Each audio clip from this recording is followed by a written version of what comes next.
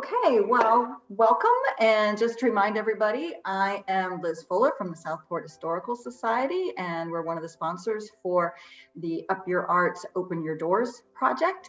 And I'm here today with one of the artists, Rosemary Wagner, who has been working hard on one of the doors to create her artwork. So, Rosemary, how's it going? It's going great. The door's been named Buttercup. It it's got yellow ochre tones underneath it, but it's painted white over that. So it's got this real buttery color. So Buttercup and I've been doing a lot of talking, and I'm like, it's moving right along. I'm about half done.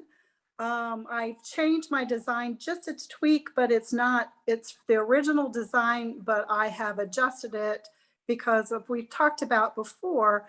I had said history and traditions was very important to survive, and I had the traditions but not so much the history, so I've added some landmarks, and I'm really happy how it's turning out. So I'm really excited about so far how it's coming along.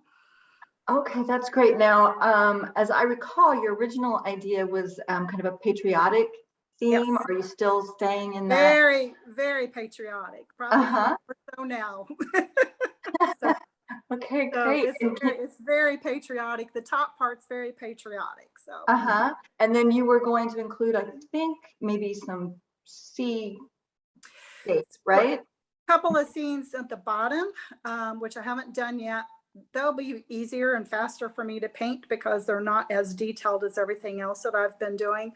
But those two things I'm thinking, one is how do you survive is birth and growth. So that was kind of one of the themes on that. And the other side is unity, or unity with love. How do we make this work? And so both of those are staying the same with just tiny tweaks, which I think is going to make them better. So I'm excited about it. Wonderful. So do you feel like you're on track with your project then?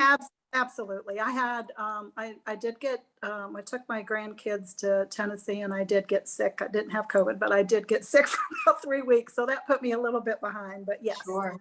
Okay, yes. Great. So have there been any unexpected challenges or hurdles you've had to overcome? Other than getting sick, which is no, I think the only thing is the bottom part of the door, your ceilings are only so tall. How do you get that up to where? So I have now placed my door across a coffee table and a couch in my studio to lift it up to where I can actually paint those without laying on the floor to try to do those designs, because that was probably the only really kind of, how do I do this? Right. I never even thought of that. You're right. Because what do? Lay on your stomach and paint on your elbows?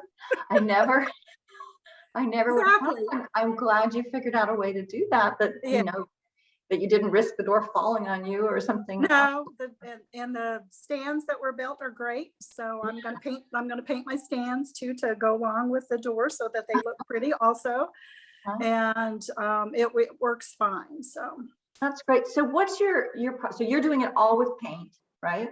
And you're doing some realistic images. So what's your process? Do you draw the image on paper and then put it onto your door? Do you do it sort of free?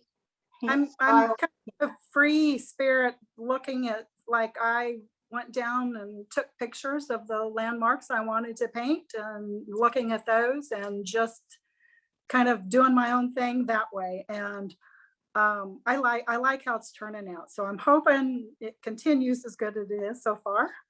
Okay, well, I'm sorry that you don't have internet in your studio, although it probably makes you more productive not having internet in your studio. Well, that's true. I was like, okay, I want to show her what I've done so far, but I can't. But I will send you a quick snapshot of what's been done so far. Okay, well, I'm excited to see it, and we'll touch base then in a few weeks, and maybe we'll be able to see the finished product by then. At some point, you'll have to get it out of your studio. So I know. So, and the one thing I thought I was going to have to cover the whole thing with like primer or something, kills or something. And I just couldn't do that because I wanted to keep the historical chips and things on the side where I'm not painting.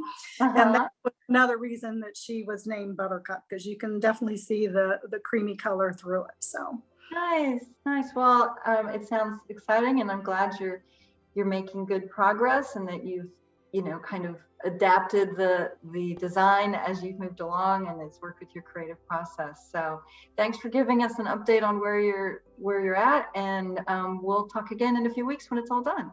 great. Thank you so much. Really enjoyed this. Thank you, Rosemary.